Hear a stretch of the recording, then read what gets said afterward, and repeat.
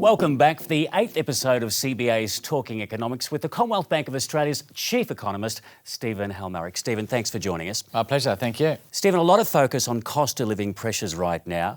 Now, the RBA updated the market last week about its view on inflation. Can you talk us through that? But also, what is CBA's view on inflation? Sure. Well, so we had the Reserve Bank first board meeting for the year last Tuesday, and they increased interest rates by another 25 basis points, or 0.25% to 3.35%.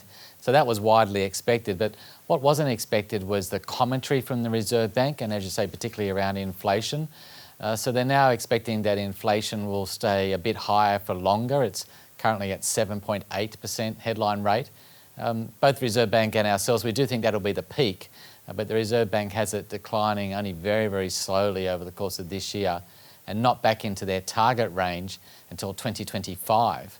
Where conversely, we actually think it'll be back into the target range next year, 2024. So how does that view impact CBA's interest rate forecast? Well, we are expecting now another 2 interest rate rises from the Reserve Bank, March and April, so 25 basis points in both months. So that will take the cash rate up to 3.85%. There we think the RBA can pause and really take some time to assess the impact of the big increase in interest rates we've seen since May last year. And finally, with regard to the Household Spending Intentions Index for January, what did that show? Well, it showed a further decline in the HSI, so down nearly 7% on the month of January for the overall index. It really led lower by retail, entertainment and household services.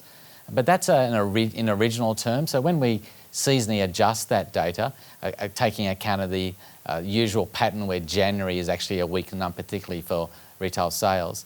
The index was up very marginally on the month. The annual rate of increase improved to just over 5%. But we have to remember that January last year, we actually had the start of the Omicron wave, so things were a bit weak in January last year. So January this year looks a little bit better.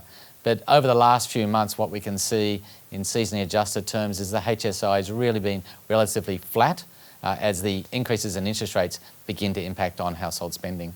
Always interesting to see. Thank you for your time, Stephen. Pleasure, thanks.